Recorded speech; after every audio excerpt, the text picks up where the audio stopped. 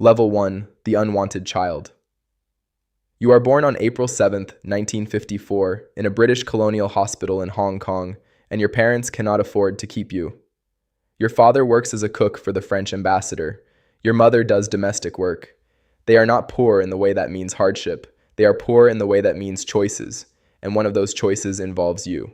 The French ambassador offers to buy you at birth for 26 Hong Kong dollars. Your parents refuse. But they hold that offer in their hands for a moment, and you are the weight of it. You grow up in the ambassador's compound anyway, trailing after your father through kitchens that smell of soy and garlic and imported butter. You are a restless, tumbling, impossible child. You fall off everything. You climb things you are not supposed to climb. You fight with boys twice your size because something in you does not understand the word stop. Your father watches you and sees trouble. Your mother watches you and sees a bill she cannot pay. At age 7, your parents emigrate to Australia. They cannot afford to take you. Instead, they enroll you in the China Drama Academy in Hong Kong, a school run by a man named Yu Jim Yuan, who trains children in Peking opera.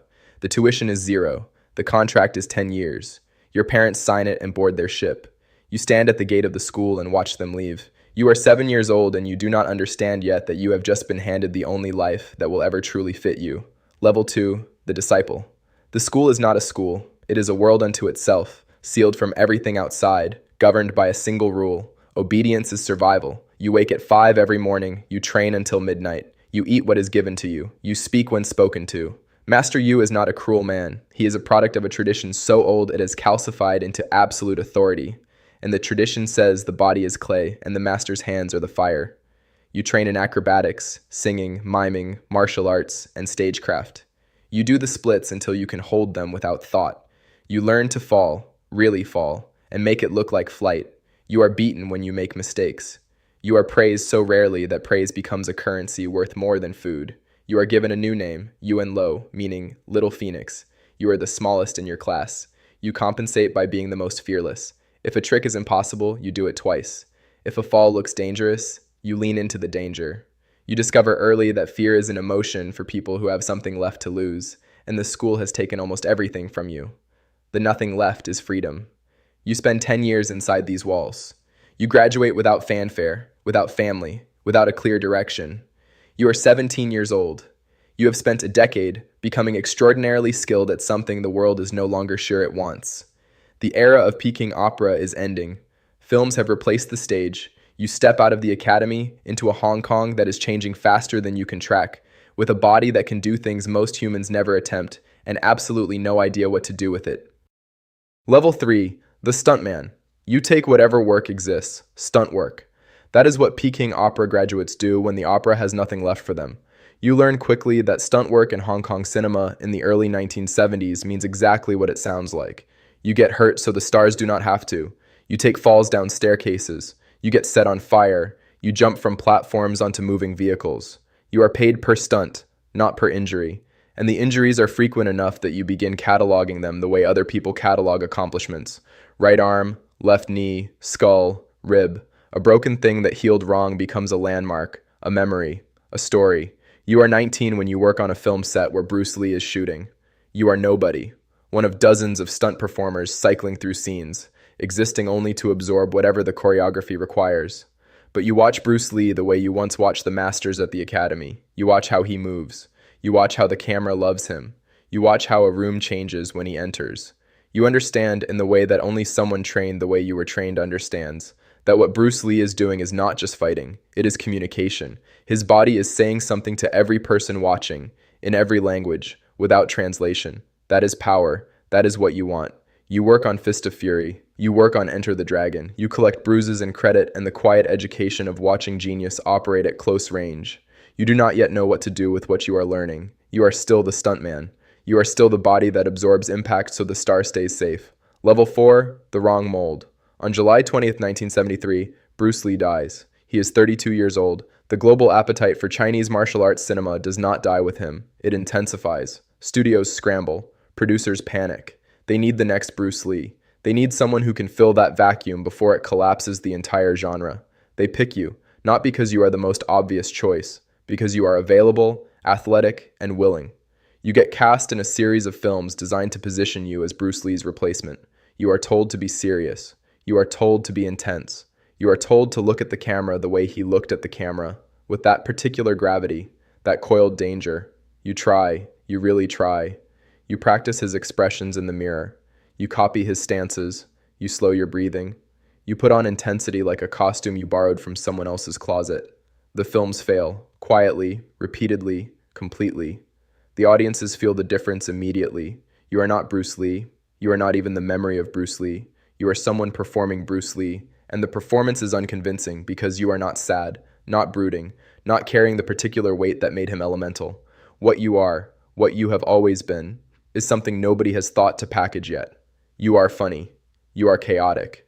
You are the person who turns a fall into a joke, and a joke into a fight, and a fight into something that makes the audience feel both nervous and delighted at the same time. But nobody wants that. Not yet. Not from you. You are 23 years old, twice a failure by the industry's measure, standing in the ruins of someone else's identity that you were asked to wear and could not. You decide to build your own. Level 5. The new language. The idea arrives not as a revelation, but as a question. What if the hero is also funny?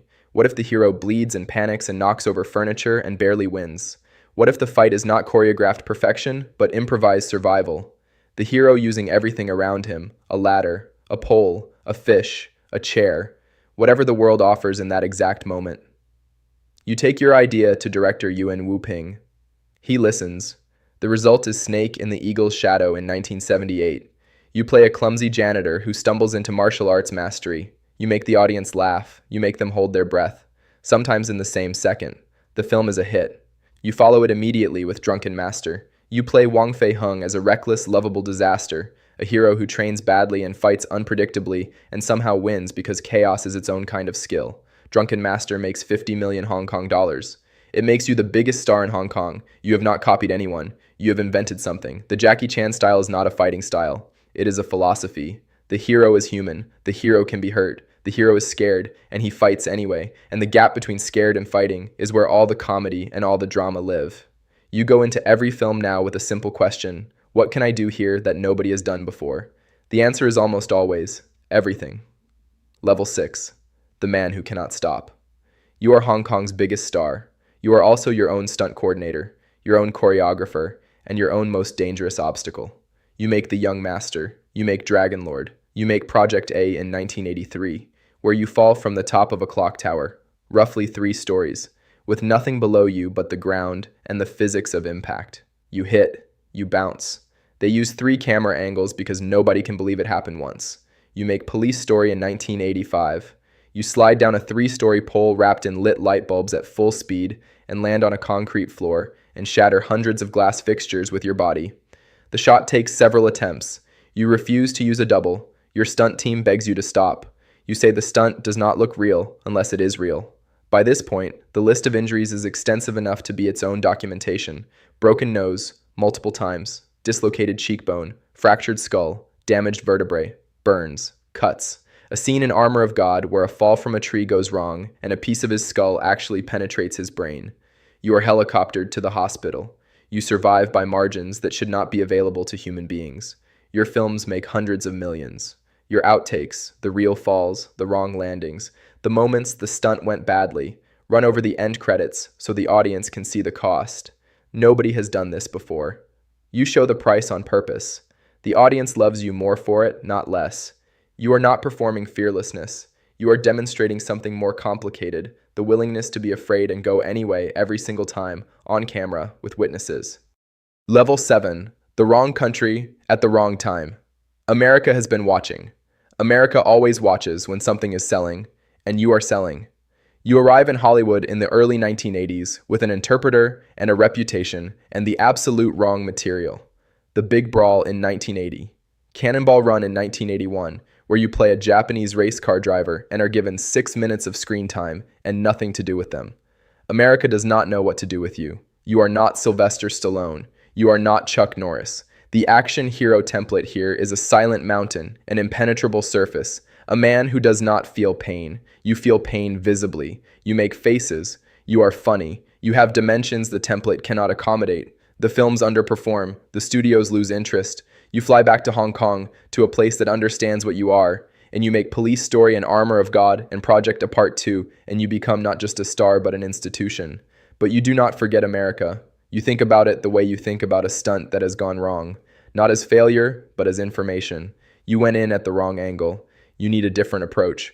You spend a decade building a filmography so undeniable that when Hollywood comes back, it will not be offering you a supporting role. It will be offering you the lead.